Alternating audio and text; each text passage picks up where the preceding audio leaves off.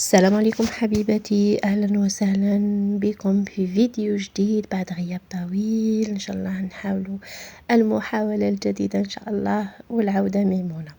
اليوم جبت لكم طريقة بسيطة واقتصادية نحافظوا على طماطم نستعملوها حتى في ايام اللي تكون ماهيش متوفرة بزاف. اذا حبيتوا تعرفوا طريقة خليكم معايا ونبداو على بركات الله. اول حاجه البنات بعد ما شرينا طماطم تاعنا بسعر تكون اقل اكيد تاع الصبار تكون بسعر عاقل، نقوها مليح نعصروها باش نقصوا معها، نقطعوها ونحطوها في القدر ديالنا، عصروها مليح هكا باش نقصوا من الماء ديالها بها بقشرتها وحطوها خلوها طيب. بعد ما طيب تبدا تشرب هذيك لاصوص تاعها تشرب مليح، حطوا عليها شويه زيت زيتون شويه ملح. بعد ما طيب تخلوها تبرد، سرتها انها كي تبرد تولي حمرا اكثر، خلوها تبرد تماما تنشف وحدها وربحوا رحيوها مليح. فوالا كيما راكم تشوفوا في الفيديو. بناتي اذا كنتوا لحقتوا هنا ما تنساوش الاشتراك في القناه والضغط وتفعيل الجرس باش يلحقوك اشعارات التوعي، وما تنساوليش كومونتير شباب يا الزينات يا الحلوات. فوالا هنا حطيت انا غير كسكاس باسكو ما عنديش باش هذيك الاله تاع اللي نرحي بها، مي الكسكاس يكفي بالغرض كما يقول واحد. رحيتها مليح ومن بعد جبت هنا سنيوه، انا هنا باش نختصر الخدمه جبت سنيوه دهنتها شويه بالزيت وحطيت فيها هذيك لا طوماط ديالي. شوفوا الله يبارك كيفاش حمراء، ما فيها عكري ما فيها والو يا البنات، وما كانتش حمراء كي جيت نقطعها هكذا اسو بوان، مي من بعد ولات حمراء نعاون بها الماكله ما شاء الله. نقص كاع طوماطيش تاع البطا. وهنايا راح نوريكم الطريقه اللي كيفاش نخبي فيها انايا لاصوص طوماط ديالي.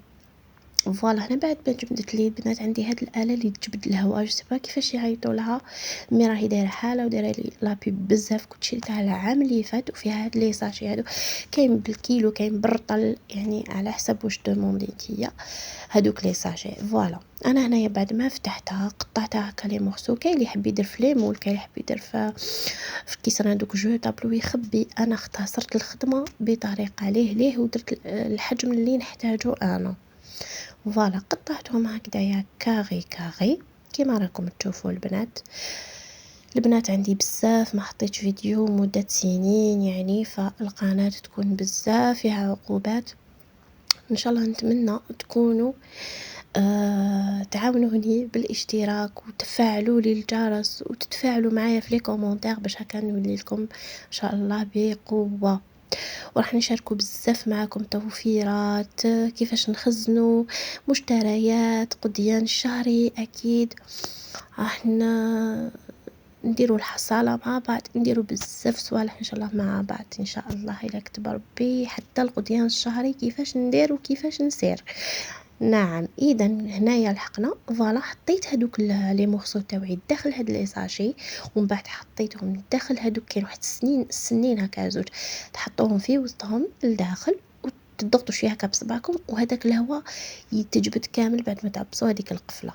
شوفوا هنا راهي خضره، كي تولي حمراء خلاص معناتها راهي جبدت الهواء وغلقت لك الساشي وراهي ما شاء الله. هالطريقه انا مستعملتها مع اللوز، مستعملتها مع الكاوكاو، مستعملتها مع بزاف صوالح في المجمد ديالي. واش نقول لكم نمبر 1 ما شاء الله في طريقه التجميد تاعها، تعاونك بزاف صراحه، تستحقيها في كلش، حتى في الفواكه اللي تخبيهم باغ بلي فراز الخوخ هادو تفاتف كامل تجمديهم بسم الله ما شاء الله. بالنسبه للناس اللي تحب دير لي جو هكذايا في رمضانيت تخبيها كي الحسنه تلقاها بسم الله ما شاء الله. شوفوا هنا الطريقه راهي موضحه مليح البنات. فوالا هنا بعد ما ولات لي البوطون تاعها روج نحيوها سيبون خلاص، هنا راهي واجده وهكذا ونخبوها في كونجيلاتور. انا راني اشاك فوا ندير كميه ونخبيها. مع السلامه، نبقيكم بخير وعلى خير ونتلاقاو في فيديو جديد ان شاء الله.